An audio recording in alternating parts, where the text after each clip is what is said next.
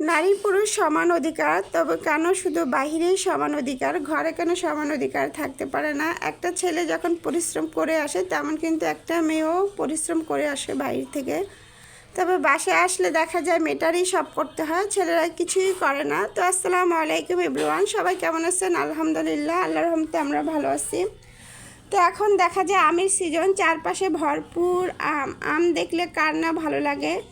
তো শুকুর আলহামদুলিল্লাহ, সরকারি বাসা থাকার সুবাদে দেখা যায় আমরাও অনেক আম পেয়ে যাই, যদিও আমাদের নিজেদের গাছ না, আবার নিজেদেরও গাছ। সরকারি বাসায় যতদিন আপনি থাকবেন ততদিন কিন্তু আপনি এই আম খেয়ে যেতে পারবেন, যখন থাকবেন না তখন হয়তো এখানে ধারে কাছেও আসতে পারবেন না। যারা সরকারি চাকরি করে তারা নিশ্চয়ই জানে, আর যারা নিচতলা বাসা তাদের সব থেকে বেশি সুবিধা।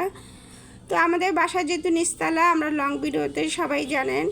তো এখানে পিছন থেকে আম পাড়া হচ্ছে, এটা কিন্তু আমাদের গাছে না, আমাদের পাশের বাসা। তো আম নিয়ে আসলে আমের থেকে আচারের দাম বেশি। আচারের দাম বলতে জিনিসপত্রের প্রচুর দাম। তো দেখা যায় এত আমের আচারও দেওয়া যায় না। আর আমাদের বাসায় আমার বড় আন্টি খুবই মজার আচার দিতে পারে, তবে এখন আর পারে না, কারণ অফিসটা অনেক দূরে, ওখান থেকে সারাদিন ক্লান্ত হয়ে আসে, আচার বানানো সম্ভব হয় না। তো আমাদের বাসায় আমার মামা ছিল, তো মামা আমাদেরকে অনেক হেল্প করছে আচার বানানোতে,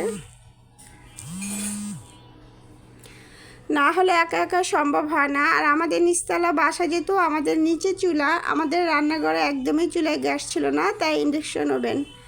তো এই জন্যই বললাম যে একটা ছেলে মেয়ে উভয়কে সাহায্য করতে পারে। যেই ঘরে ছেলেরা সাহায্য করে অবশ্যই সেই ঘরে শান্তি থাকে, কারণ আজকাল ছেলে মেয়ে কেউই কিন্তু ঘরে বসে থাকে না, সবাই বাইরে যার যার অনুযায়ী সে চাকরি করে। তো একটা মেয়ে যেহেতু বাইরে চাকরি করে, একটা ছেলেও করে, তো বাসায় এসে কেন একটা ছেলে মেয়েকে হেল্প করতে পারে না?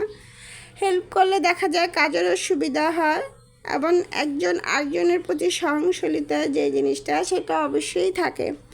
তো এইখানে আমার মামা আমাদেরকে অনেক হেল্প করতেছিল, আন্টি দেখিয়ে দিচ্ছে, কারণ আচার বানানো সব থেকে একটা ধৈর্যের কাজ। এটা হচ্ছে আমার মামা দেখা যায় মাঝে মাঝে আমাদের অনেক কাজে হেল্প করে। তো এখানে দেখেন আচারের কালারটাও কত সুন্দর লাগতেছে। আসলে আচার বানানো হচ্ছে ধৈর্যের ব্যাপার, আর সব থেকে বড় ব্যাপার হচ্ছে অনেক লং টাইম নিয়ে যে কোনো কাজ করবেন, দেখবেন সেই কাজ অবশ্যই ভালো হয়। আচার বানানো মানেই হচ্ছে আমার কাছে মনে হয় অনেক সময় নিয়ে।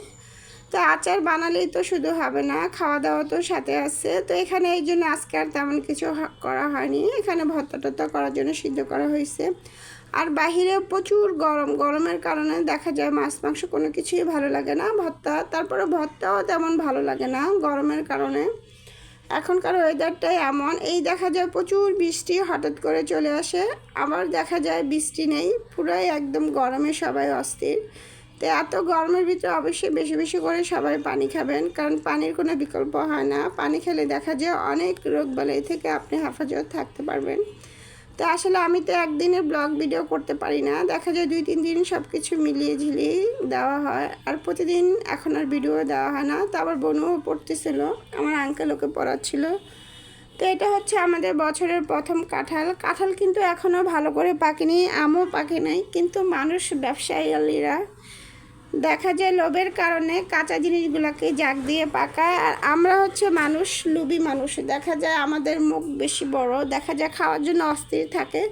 তো একটা কাঁঠাল নিয়ে আসছে, কাঁঠালটা একদমই ভালো পড়ে না। নানু বলতো বছরের প্রথম যদি কাঁঠাল ভালো না থাকে, পরে আর ভাগ্যে ভালো থাকে না। তো আজকে আমার লং ভিডিওটা এই পর্যন্ত। ভালো সুস্থ থাকবেন, আমাদের জন্য দোয়া করবেন। আল্লাহ হাফেজ।